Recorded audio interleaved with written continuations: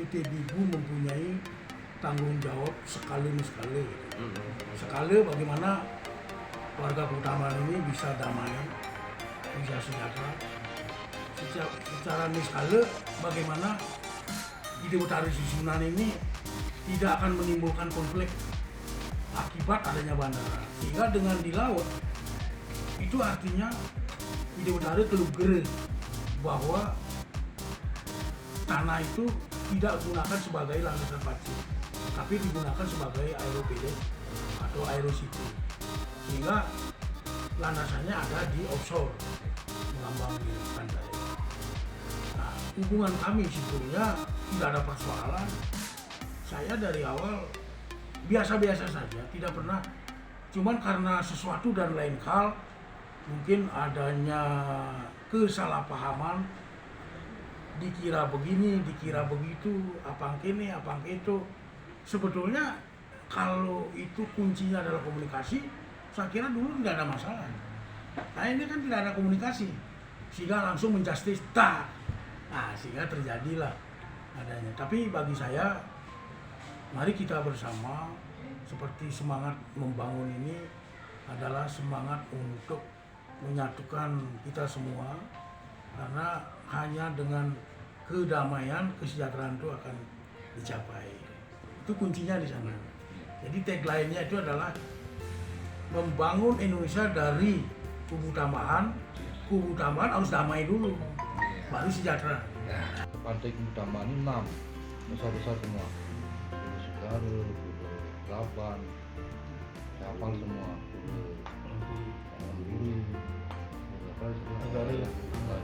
Pulau Negari, sampai yang di sana ada Puncak Batu. Itu yang kami sangat menghargai.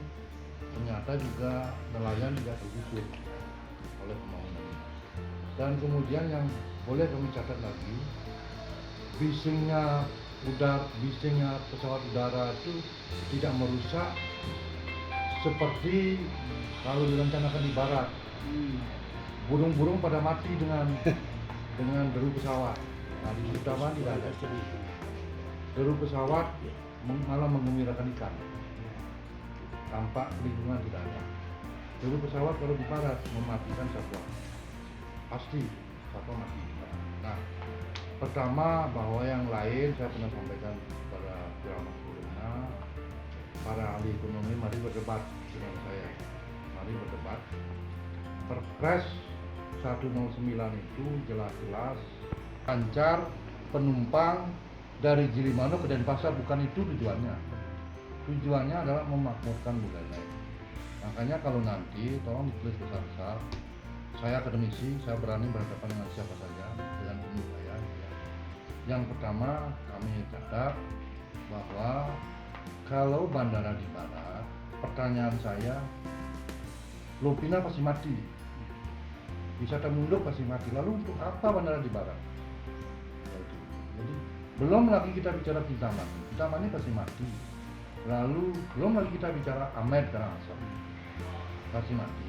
Yaitu saya tidak tahu mengapa wujud pimpinan mengadakan ke barat, tetapi katanya saya dengar ada Dewati Nawasang. Kalau Dewati Nawasang versi saya di kepalanya pulau, di otaknya pulau, itu Nawasangannya begitu. Dari sisi apa tadi, memakmurkan Buleleng. Kalau di barat saya berani mengatakan tidak memakmurkan Buleleng. Tidak dibangun tol Gilimanuk ke. Nah, saya pikir bandara itu bagus. Saya pikir jalan tol itu bagus, tapi tidak perlu ada bandara di situ. Percepatan, itu oke. Nah, kemudian cara berpikir mungkin Angkasa Pura yang memulai konsep ini, ada kecepatan minimal 2 jam atau 1,5 jam Denpasar Singaraja.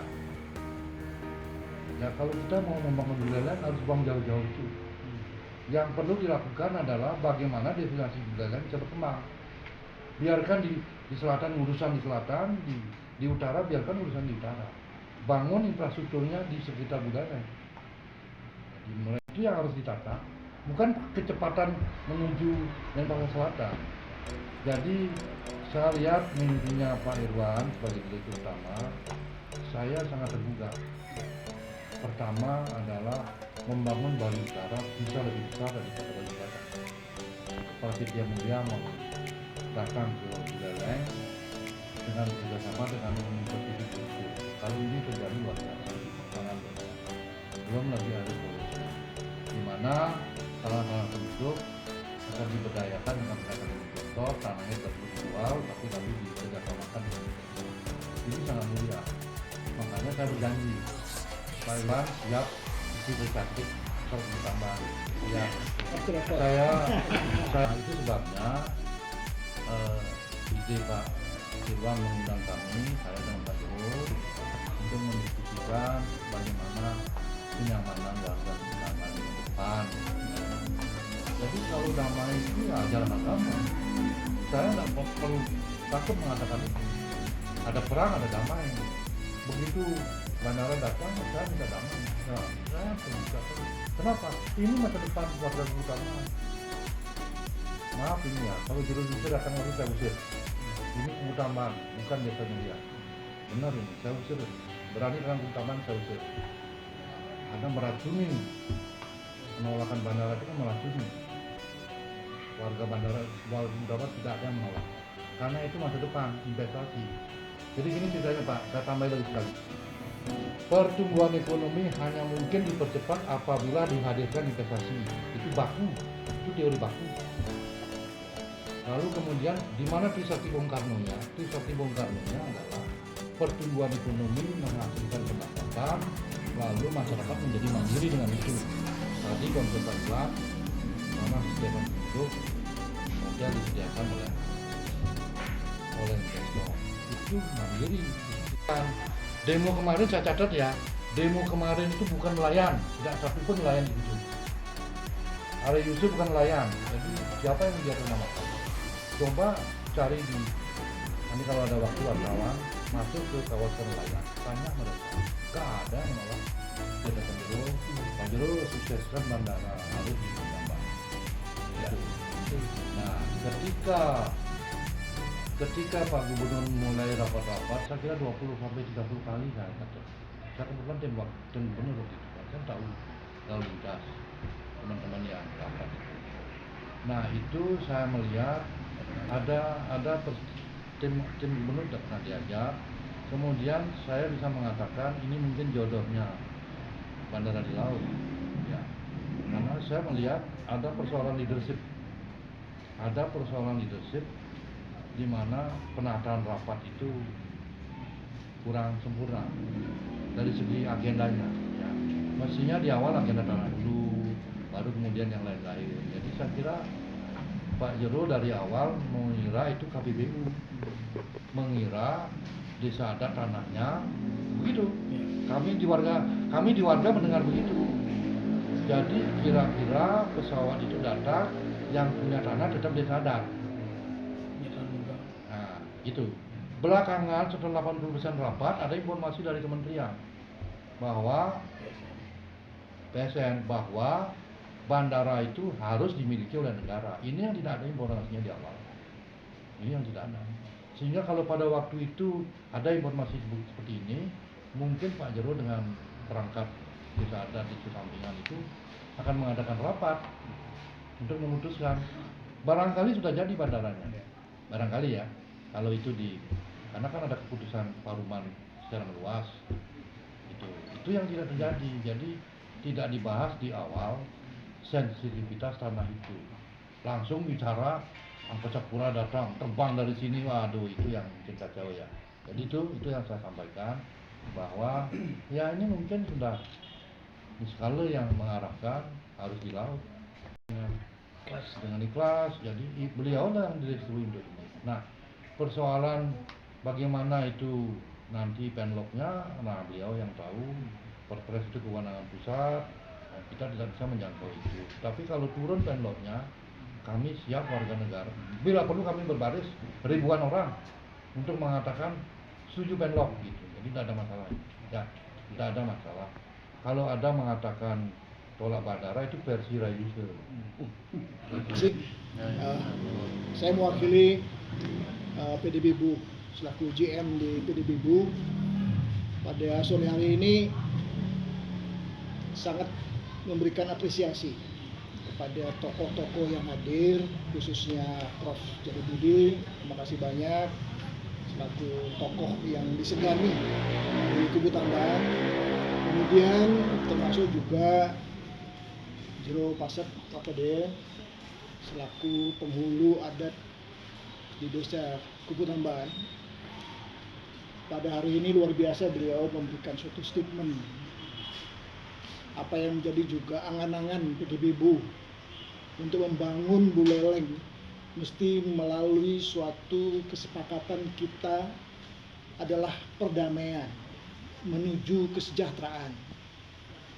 Tanpa adanya suatu perdamaian di mana kita ingin membangun Buleleng, mensejahterakan seluruh elemen masyarakat yang ada di Buleleng, khususnya Buleleng termasuk Bali dan Indonesia.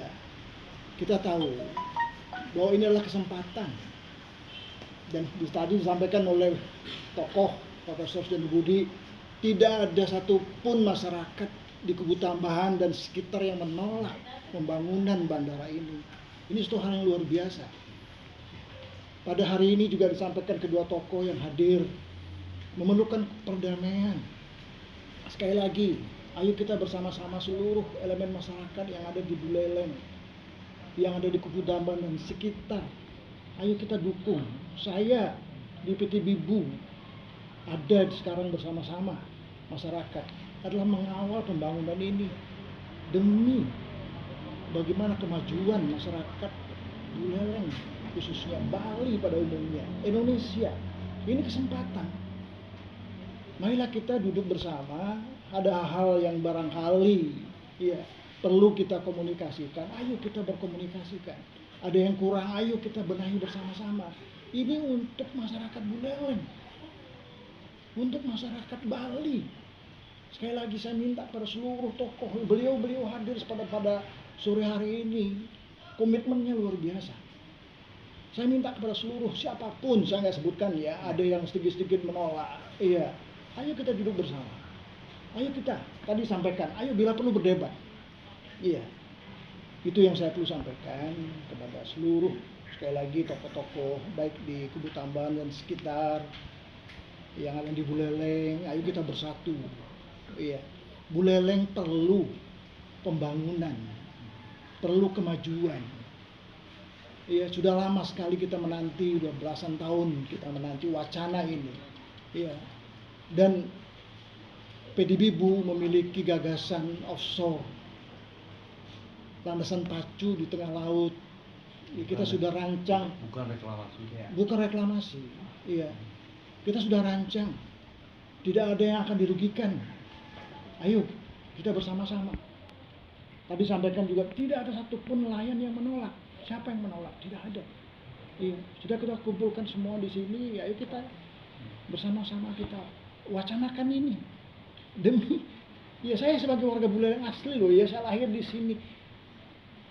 Ayah saya, kakek saya, nenek moyang saya orang Buleleng. Iya, saya berani bertaruh sama dengan kedua tokoh yang hadir pada sore hari ini. Ibu seluruh jajaran tokoh-tokoh, tadi Pak Prof juga sampaikan, kita terbuka sekali.